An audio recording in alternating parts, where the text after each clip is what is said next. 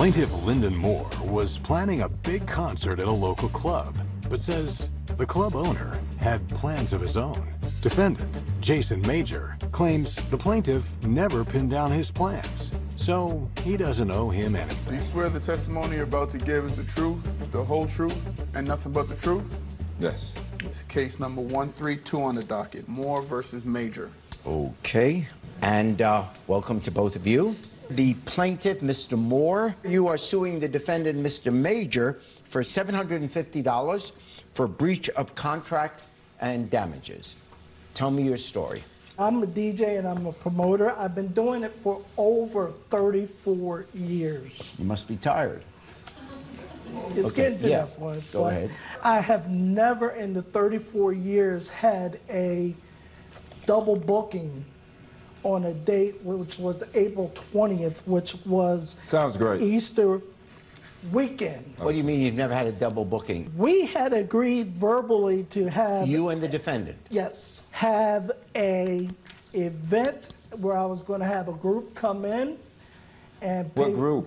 Pay for their deposit, and we were going to split the door. And what was this event? That's what I wanted to know. This event was going to be a DJ event, a very well-known DJ group. This group is called Jam Pony Express, which is very, very well-known in Florida and Georgia. You are a promoter. Yes. And you are going to promote this function to take place in a club that the defendant owns. Yes. And you wanted to have that event on the Saturday before Easter. That's right. Easter. And you said you paid a lot of money, but he's saying, at least initially, that you didn't pay him. Who'd you pay the money to? The money wouldn't go to him. The money would go to the artist. You paid the artist? Deposit. Yes. Okay. And you thought it was going to be on... April 20th. I have text And you're messages. saying it turned out to be double booked? It was double booked. Okay. And what do you got down there? I have Yeah. the flyers that say the same date. Oh, about the event. He had a birthday party. He had booked the same date.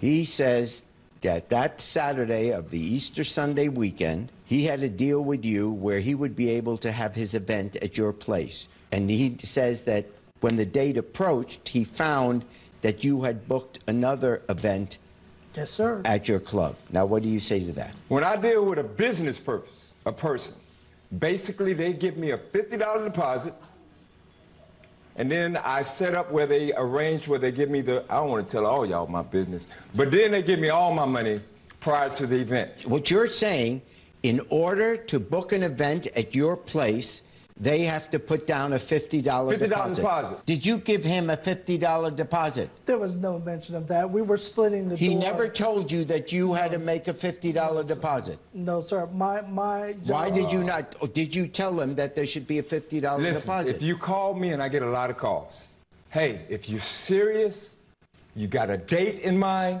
give me a $50 deposit to lock in the date, and we go from there. Okay, is there any Otherwise, documentation of that? I don't have a text message showing that. Well, how am I going to know if that was actually said? He said that he was going to send me a contract. Ask him when he sent me the $50. Ask him when he sent me a contract. Do you see on that piece of paper where he said he was going to send me a contract? Where he had to get with his entertainers, he had to get with his rappers, he had to get with this guy. He never sent me a contract. You don't... And after that, I don't speak very good English. Did you send him a contract? No, sir. We had a Well, verbal... okay, now, time out, guys. If you want to get a venue, virtually every venue is going to demand a deposit, and there's going to have to be a contract. Because if he doesn't have the deposit, and if there is no contract, he doesn't know for sure that you're necessarily going to show up. And if you're running a business and someone else comes and says, by the way... Sir, Oh, sir. respect the courtroom. I hear what you're saying. He did not request a... You made no deposit. No. There was Nothing. no contract. Nothing. He asked for no money. I would like to rule for you, but you've got no contract, you've made no deposit.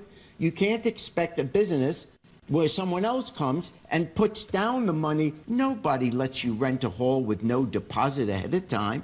Nobody does that. Sir, what about the text message that he has sent that he gave me the address of the club? What about you trying to ruin the And I legacy? It's not a contract. What about you trying to ruin a legacy? Saying, what about the text? What about that, bro? I'm What going to go about tell the- everybody that you did. Okay, that you stop. Stop. Sir, stop speaking. I'm trying to communicate. But this is with not you. Sir, conduct yourself like a man and stop speaking. Indeed.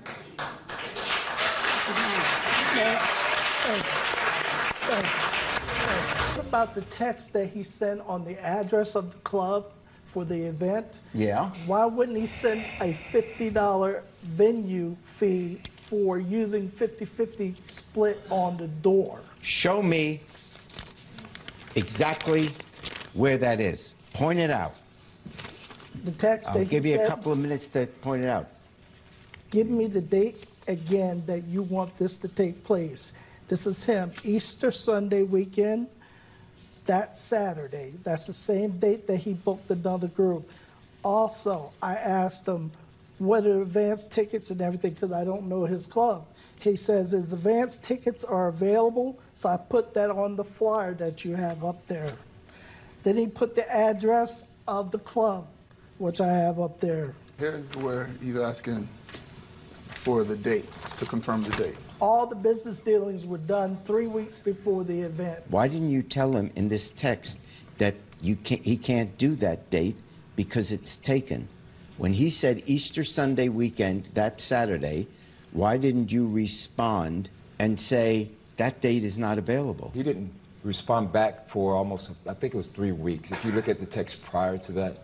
After that, again, sir, I honestly, I have to continue to move on. If they don't send the contracts, if they don't send the deposits, after that, you just try to be a friend. He came to my club twice. He wanted to videotape me. He wanted to show me his DJs. You said here, I ain't got give time me the for- date again that you want this to take place. He responds 3 minutes later, Easter Sunday weekend, that Saturday. Absolutely. Then on March 3rd, which is still 3 weeks, March 3rd, it's a month before the, Yes, sir. it's 8 weeks Yes, before sir. the event. Yes, sir. You say, good morning, sir. Give me 2 days to talk with the rest of the ticket. I'll have an answer back to you probably Wednesday. Thank you for this opportunity. Yes, sir. You're still pulling him in Yes. in the beginning of March. This changes something. Yeah, it does. Because now, in fairness, I was in your corner for a while, but you, 7, 8 weeks, are still bringing him in. If you're bringing him in and you've got someone else that's putting up the money, you got to let him know because he's paying the DJ. That's right. Based on this, Hold on, can I present one last piece of evidence? yes, I'll look at one last thing. And that closes it. Okay. He sent a flyer. That flyer that you have on the top there says the 21st. When he came down to the club, he wanted to do it on a Sunday. He got shook. He got shook. He sent that flyer. It says the 21st. Then he wanted to go back to the 20th. I told him the 20th was already booked. You cannot do the 20th. Jeez, oh guys, I don't know how either of you are in business when you. I tell you.